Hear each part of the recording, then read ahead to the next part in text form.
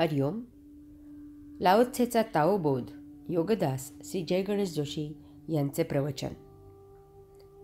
निशब्द क्रियारहित अकर्म भाग 3.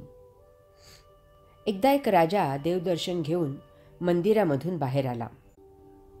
त्याला तेथे अंगावर केवळ लज्जा राखण्यापुरतेच फाटके तुटके जीर्ण शीर्ण असे एकवस्त्र नेसलेला, जटा वाढलेला, पोट खपाटीला गेलेला, अत्यंत हडकुळा असा एक भिकारी दिसला. राजाने त्या भिकाऱ्याकडे पाहिले आणि तो तसाच पुढे निघून गेला. राजा निघून गेल्यावर तेथे एक मनुष्य आला. त्याने त्या भिकाऱ्याला मुठभर तांदूळ देत विचारले की आत्ता येथून गेलेल्या राजाकडे तू भीक का मागितली नाहीस? त्यावर तो भिकारी म्हणाला की माझ्याकडे जो पाहतो त्याच्याकडे मला भीक मागावी लागत नाही.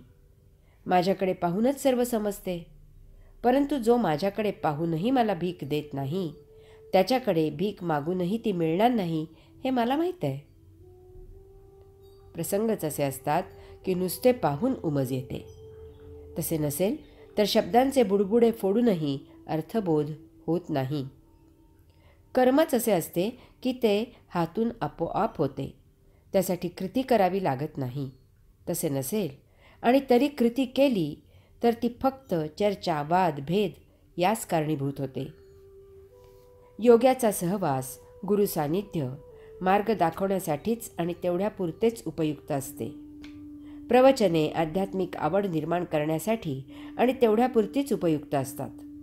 ती कधी शेवटच्या मुक्कामावर पोचवत नाहीत, साक्षात्कारित करत नाहीत. त्यासाठी ज्याची त्याला उपासना करावी लागते. गुरुचे शब्द ऐकायचे परंतु शिकायचे त्यांच्या मौनामधून. गुरुचे कर्म निरखायचे परंतु शिकायचे त्याच्या स्तब्धतेतून. गुरुचा सहवास घ्यायचा परंतु शिकायचे त्याच्या ध्यान समाधीमधून. जो महान थोर आहे, सद्गुरू आहे, त्याच्या नुसत्या उपस्थितीमधूनच समोरच्यात योगिक परिवर्तन होते. त्यासाठी सद्गुरूला प्रत्यक्ष वक्तव्य करावे लागत नाही की कर्म करावे लागत नाही.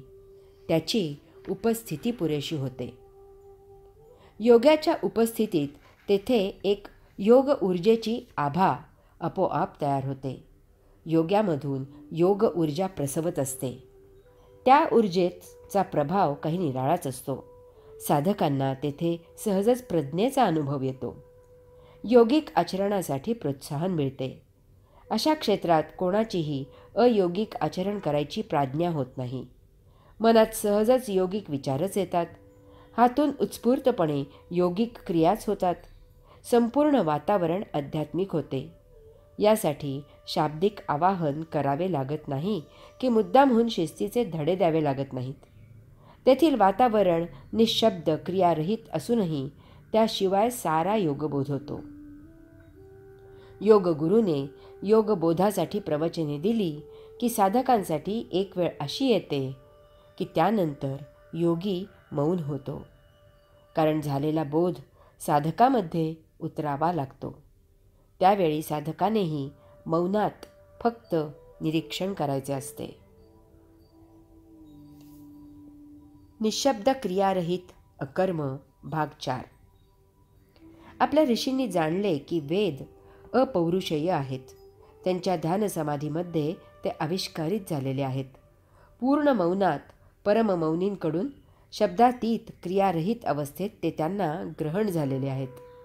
वेद श्रुत झाले असे म्हणण्यापेक्षा ते त्यांच्या अंतःकरणाच्या पटलावर उमटले असेच म्हणणे योग्य होईल. जसे SMS ऐकायला येत नाही, तो मोबाईलच्या किंवा कॉम्प्युटरच्या पडद्यावर उमटतो, तसे वेद परममौनाकडून अंतःकरणात उमटल्यावर, ग्रहण झाल्यावर त्यांना त्याचा अर्थ उमजेना. कारण त्यांना कोणतीही भाषा नव्हती. उदाहरणार्थ, मूल पाहिल्यावर आईत वात्सल्य पाझरते, त्याला कोणतीही भाषा नसते. तसेच वेदांना कोणतीही भाषा नव्हती. त्यासाठी ब्रह्मदेवाने त्या प्रथमेशाची ओंकार उपासना केली. म्हणजेच ओंकार उपासनेने म्हणजेच शब्दज्ञानाने वेद जाणले गेले. मानवासाठी वेद आध्यात्मिक अशब्दामधून भौतिकात शब्दबद्ध झाले. त्यामुळे ऋषीमुनींनी वेदांचे कर्तृत्व स्वतःकडे घेतले नाही, ते त्यांनी परमात्म्याचा प्रसाद म्हणून स्वीकारले. असे हे वेद ऋषीमुनींनी पुढे कित्येक हजारो वर्षे लिपिबद्ध केले नाहीत. त्यांनी ते गुरु शिष्य परंपरेने एकमेकांना आदानप्रदान करत, आविष्कारित करत, पिढ्यानपिढ्या जतन करत ठेवले. कारण शब्दबद्ध केले की त्यातील सत्यता जशीच्या तशी राहणार नाही असे त्यांना वाटले. तसेच त्यांनी वेद फारच मर्यादित आणि अधिकारी संन्यासांनाच उपलब्ध केले. कारण त्यातील शब्द आणि शब्दोच्चार अत्यंत महत्त्वाचे होते. अर्थात पुढे समाजाच्या मानसिकतेत फारच बदल झाला. वैज्ञानिक भौतिक प्रगती झाली. वेदांबद्दल कुतूहल शिगेला पोचले आणि ते लिपिबद्ध करून सर्वांना अभ्यासासाठी मोकळे केले गेले. लाओ त्सेने स्वतः त्याचे तत्त्वज्ञान आयुष्यभर सांभाळले. त्याने मौन आणि क्रियारहित अकर्म प्रत्यक्ष आचरणात आणले. त्याला भरपूर शिष्य होते. त्यांना त्याने मौनातून अक्रिया योगाद्वारे तत्त्वज्ञान प्रदान केले. त्याच्या भेटीला, त्याच्या उपदेशासाठी, त्याच्या आशीर्वादासाठी सम्राटही येत असत. परंतु शिष्य किंवा सम्राट त्यांनी भरपूर आग्रह करूनही त्याने कधीही त्याचे तत्त्वज्ञान लिखित केले नाही.